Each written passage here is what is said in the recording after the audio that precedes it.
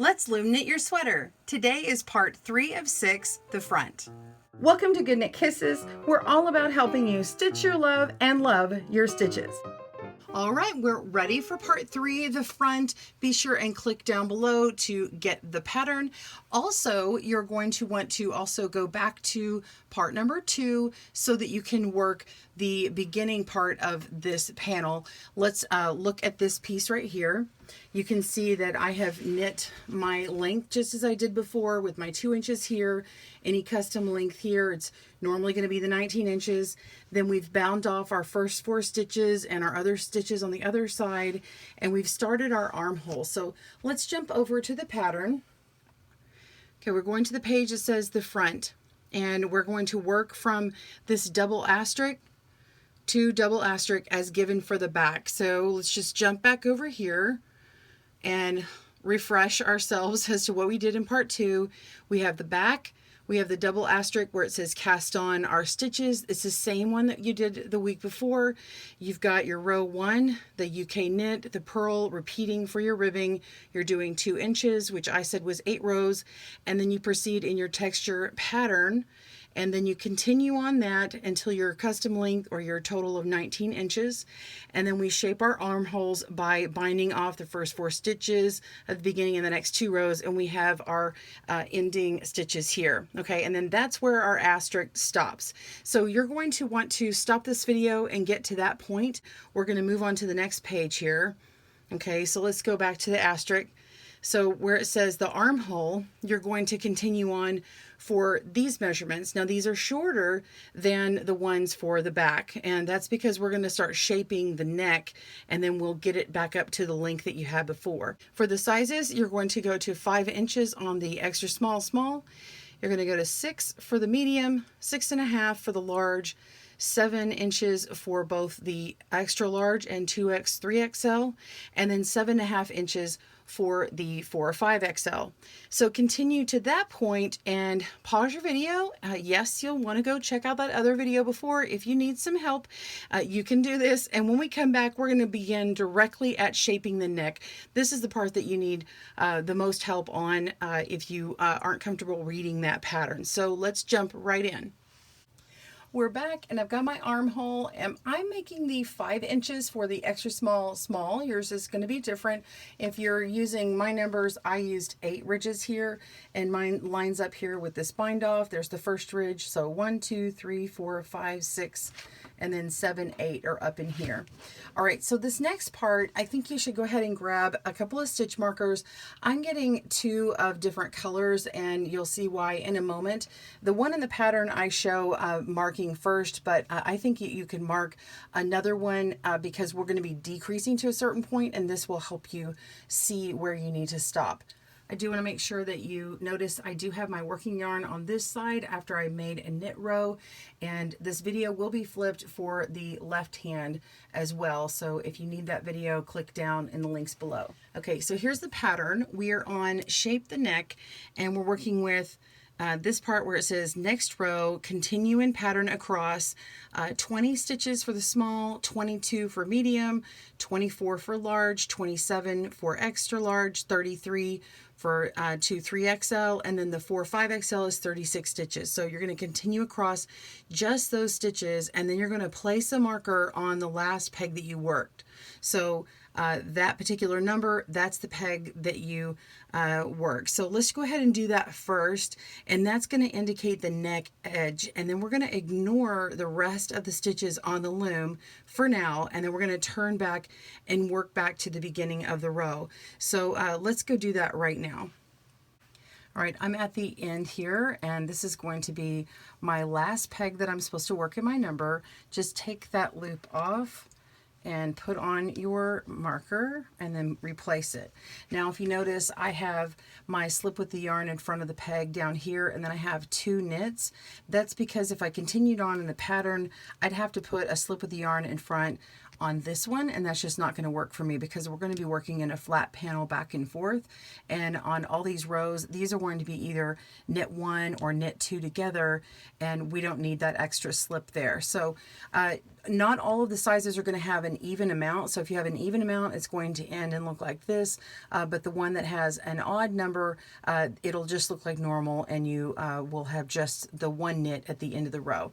Okay, so once you've worked to that number, go ahead and work back, and join me in a moment when you finish this. So remember, this is a row 2 after the setup row. So let's work our way back in pattern, but go ahead and on this first peg here that's marked, just always work this in a knit. Do not use the purl on this one. Okay, this is going to be at the neck edge only.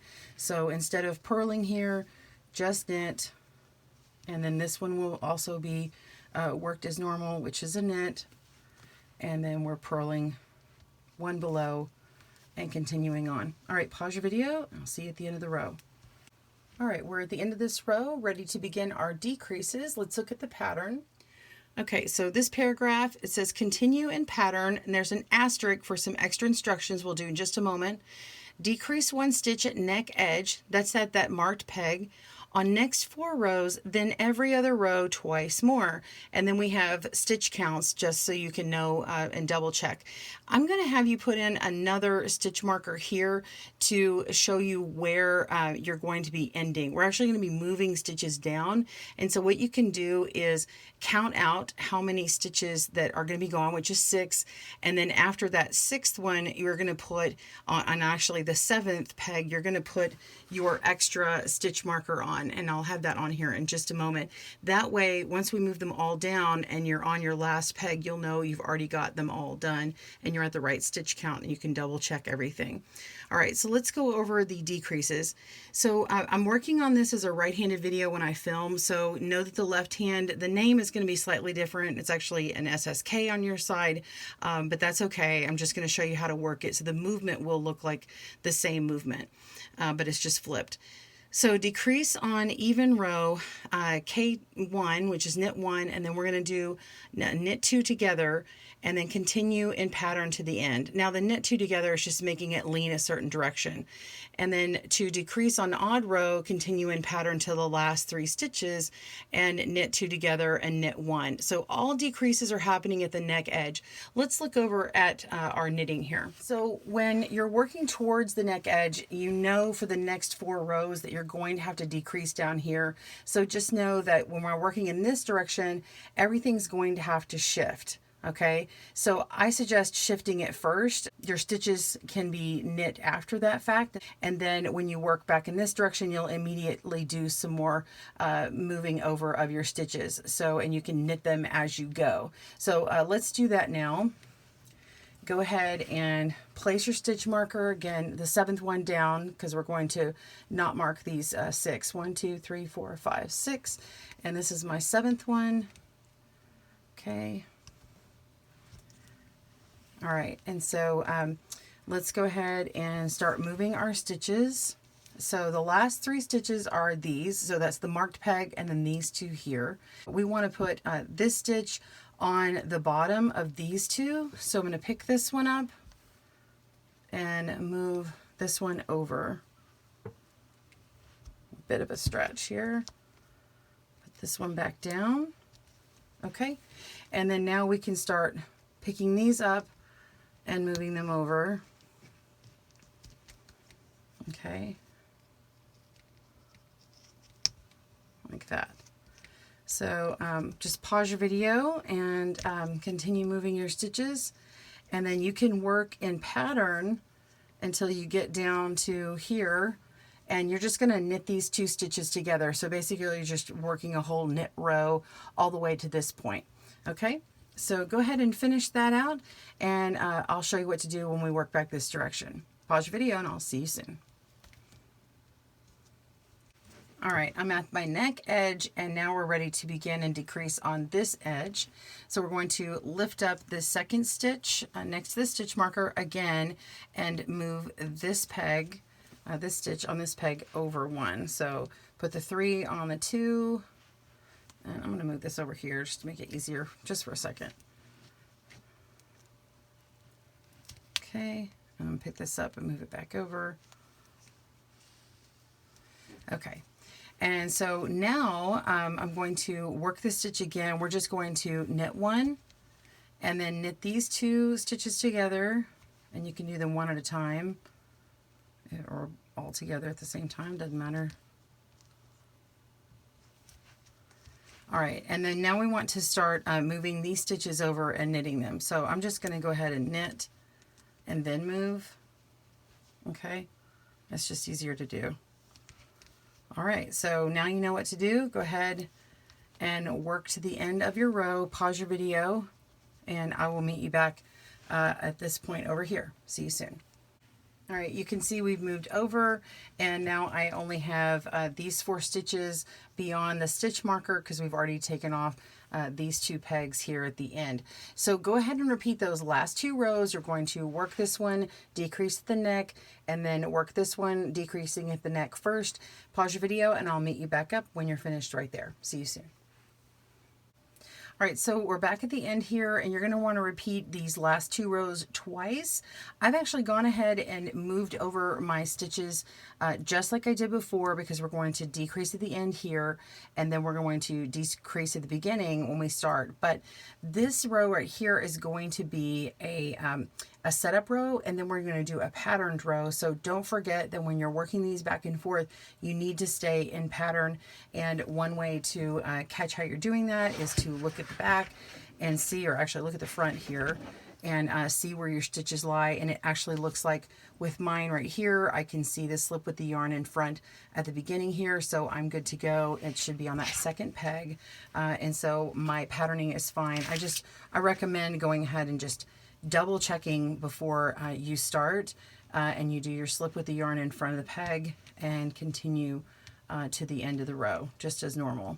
Okay, and then when you get down here to the end, just work these as a knit 2 together and knit 1. Okay, all right, pause your video and I will see you there. I just did my 3rd decrease, and now I'm working and beginning this one. You can see that I had already knitted 2 over, and actually the last 3 stitches on mine are a knit, and then we have our setup on this row here with a slip with the yarn in front, and that's just how it runs on this particular row. So go ahead and I'm going to knit this one, and then I can go ahead and move these 2 because we're going to be doing the moving of the stitches where I pick this one up, and then work these 2 together. Okay, but there's a trick on this one because we have that slip with the yarn in front of the peg. Go ahead and get this knit over. Hold on, make sure to get all. Ooh, I split that yarn. There we go. Okay. So the next one is going to be whoops. Okay, so this popped over. All right, so the next one is going to be the slip with the yarn in front of the peg, and you've got a purl one below. So you just go ahead and do that first, and then move it. Don't try and move it with that slip there. And go ahead and tighten that up and place it so that it's not too loose, because if you make all of these loose as you move them over, you're going to have a gauge problem when you look at the front of your sweater. All right, so again, the next one down here is going to be knit. So go ahead and move that, just move them individually, and then we do purl one below and continue on as normal. Okay, so go ahead and finish that out. Pause your video. I'll meet you at the end of this row for the next set of instructions. See you soon. All right, you have done 4 decreases, and you know you do because you have 2 left before this stitch marker that we did to make sure we know where our place is. So now just do 1 row. This is going to be a knit row for me.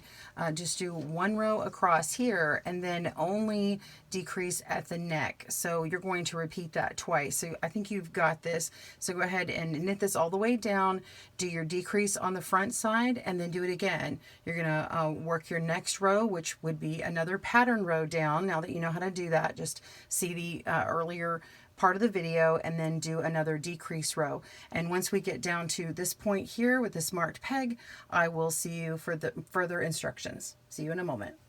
All right, we're at the end of all of our decreases. We have got our stitch marker here on this very first peg, and that means we've cleared out all those 6 that we need to do. Let's look at our pattern. So the remainder of the shape neck just goes on to this paragraph here where it says continue even in pattern until armhole measures same length as back to shoulder, making sure first 2 stitches on each row 2 are knit at the neck. So when you get over to the neck side, you're going to make sure those first 2 stitches are knit instead of doing like a purl beginning on that row. So just continue working on.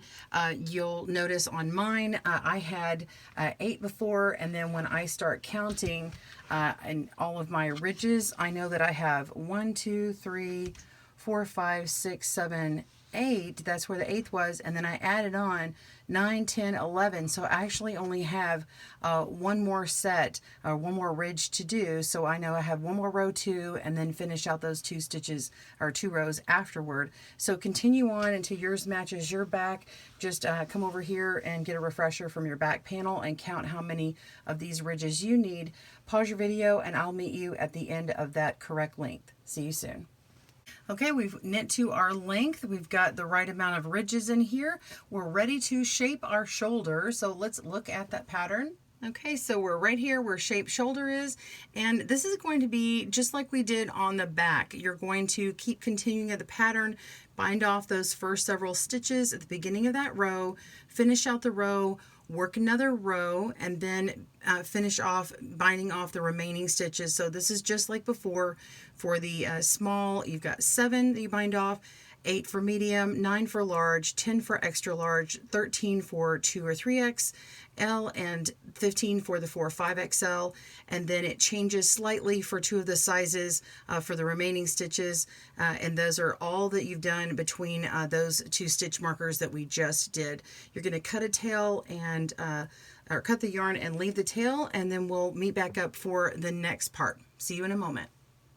All right, you've completed this shoulder here, and you can see I've taken off where I had a marked peg, and we're going to be replacing that stitch marker and moving it down on the other side. Let's go ahead and look at our pattern. So over here we have on shape shoulder, we're on this part, the second paragraph, it says skip next 15 or 17 stitches, place marker on neck edge, join new yarn at marked peg, and work remaining stitches continuing the pattern to the end of the row. Now the first 2 sizes, small and medium, get 15 stitches, and then the last 4 sizes are going to get 17. So you're going to take your stitch marker and move it one further over than that number. So it'll be either 16 or on the 18th peg, because we want to start working at that marker just how we did on the opposite side. So let's go and look at that. So I've already moved my stitch marker. It was down here, and we're going to move all the way down here, and I've just picked up this one and put in my stitch marker. So counted 15 over to here, and then I put it 1 outside of that. So go ahead and place that here. And just so you know, this is what my shoulder looked like over here. Later on, we're going to be picking up stitches along this edge and working this shoulder. But for now, you're just ignoring it, and we're going to ignore these pegs here, okay? So you're going to finish out this pattern. Now remember, this is where we were working in pattern, and on mine I left off after row 4, so I would start a setup row, because this is just like on the other side of the shoulder and where you would be continuing from there. You can also look at your work and kind of stare at it and remember where you were, but I know that I ended where I was ready to start my setup row. So we're going to go ahead and put on our yarn. And I'm just going to leave a nice long tail and knit this over on the first stitch, okay, right where that peg is, and leave this nice and loose, and I can weave this in later on. Again, I don't want a slip knot or any hard knots here because it's a wearable and I want it to feel nice there. So we want to continue out. This is in pattern, so go ahead and look underneath here and see where that needs to be. I can tell that this is where I have a slip with the yarn in front, and it's on this peg right here, flip it over, and I can see it actually needs to be here. So I'm going to go ahead and knit over, okay, and then I do my slip with the yarn in front of the peg here, and then continue on in pattern. Okay, so complete the remainder of this row, pause your video, and I will meet you back at the other side. See you soon. Okay, so this side of your sweater is going to be the mirror opposite of the other side. You're going to be making your decreases at the neck edge just as before. It's just that these two pegs here, they're going to be put together different. So you're going to make sure that this stitch right here is on bottom. So this one's going to go on top of this one. They're still moving in this direction here. Now, when you're on a patterned row, such as this one, we had this set up and we wanted to get this correctly in line. When you come back here and you know that these two are going to be worked in an SSK, go ahead and knit this one over. I just did that so you could set that up correctly. Okay, so let's go ahead and work a couple of these together just so you kind of get back in the groove of it, and then we'll continue on with the directions after that. So just continue with this pattern. Again, start with the purl. So you got purl 1, and then you have your purl 1 below, and then your knit 1. Okay, continue that pattern on, and then we can just move the stitches in when we get closer in, and I'll pause your video and I'll meet you at that point. See you soon. All right, so we're down here. We want to pick up our stitch here and move peg 3 onto peg 2. And put peg 2 back down. All right, and then go ahead and start moving over all of your stitches for this one to get this empty one to get filled. Just gotta move all these down, and then you can finish out your row by knitting these two together and knitting one. Pause your video and I'll meet you here for going the opposite direction. See you soon. All right, we're working in the opposite direction, and we're going to pick this third one up and pick up the second one and move the third one onto the second, and then put the second back down. Okay, and then you can start moving all of these stitches in. So you're going to go ahead and just knit this first stitch, and then knit these two together, and start knitting these and moving them over. Okay, so you can also choose to just move them over first and then knit them. Just make sure you are keeping an even tension, or else again it will show different on the shoulder over here. So you're just going to keep repeating those in the same type of pattern that you did over here, where all of the stitches on the two ends end up being either a knit 1 or knit 2 together, or the SSK is really what that is. It's essentially knitting 2 stitches together. It's just one is a left leaning or a right leaning decrease. Okay, so let's look at this pattern. I just want to show you what we just covered. The part of the pattern is right here, where we continued the pattern, decreased 1 at the neck, the next 4 rows. So we just did that. We actually did the first 2 rows, and then you're going to repeat those last two twice, and then we do every other row twice more to get the same remaining stitches that we did before. And then I just went over how to do those actual decreases. And then you're going to continue and even in pattern until the armhole measures the same length as the back to shoulder, making sure the last 2 stitches on each row 2 are knit at the neck, just as we've been doing. So I'm going to be doing my 12 ridges and then yours to match your other side, just as you did. We're going to add in this note here, end on an odd row at the start of the shoulder. So you're going to be at the opposite side of the neck, and that will set us up for shaping the shoulder correctly on the last part. So go ahead and do that. Pause your video and I will meet you back at this point. See you soon. All right, we're ending on an odd row, meaning we have worked all the way down here, either doing a setup row or you just did a full knit row. In my case, I did a knit row. It was actually a row 3, and then I'm ready to start binding off and shaping my shoulder. So we're doing the opposite what we did in the other side. We're just going to be working in this direction. For my stitches are 7 stitches, and then yours will be whatever you did last time. So let me go grab that pattern. Okay, so we're at shaping shoulder, and we're going to keep continuing in the pattern. Bind off 7 stitches, 8 for medium, 9 for large, 10 for extra large, 13 for 2, 3XL, and 15 for 4, 5XL at the beginning of the next row. And then you continue that, working that row. And then we'll come back. So you work 1 row after that, and then we'll bind off in the same direction again the remaining stitches, so all of them, and leave a tail and cut the yarn, and that is it. So after you finish that part, meet me back here and I'll show you the last part, the very, very last part. See you soon. Okay, we're at the end and we have shaped both of our shoulders and the neck. We have our remaining stitches on here, either 15 or 17 depending upon your size, and this is where you want to put them on a stitch holder just like we did on the back panel. Now yes, you can go ahead and leave these on the loom if you want to. You could take off parts of this and use that for your sleeve. However, I recommend going ahead and taking them off, because when we get to the part where we are picking up stitches, we are going to place these stitches on the loom on this shoulder here first, and then be adding on stitches one at a time, and it's going to be very tight if you have to stretch this over the amount of stitches, and it'll be easier for you if you'll just do this part first and then place them on the loom. It sounds maybe counterintuitive, but I promise it actually is going to work best. Now I recommend going ahead and weaving in your tails for both the shoulders if you are going to be using this roving type yarn and you want to use a different yarn to sew that together. Otherwise, you can use these for sewing up your stitches, but I would weave in as many tails as you can for both of these panels, your front and your back, and then we'll move on next week to making the sleeves. So again, to do a provisional bind off, all you do is take your scrap yarn and start putting it through all of your stitches here.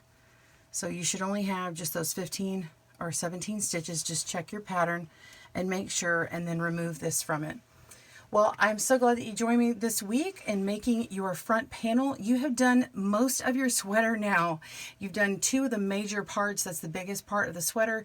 Next week we'll be working on shaping the sleeves, and then we will work on making our collar, which is the most involved week, and putting stitches back on our loom, and then we'll finish it off.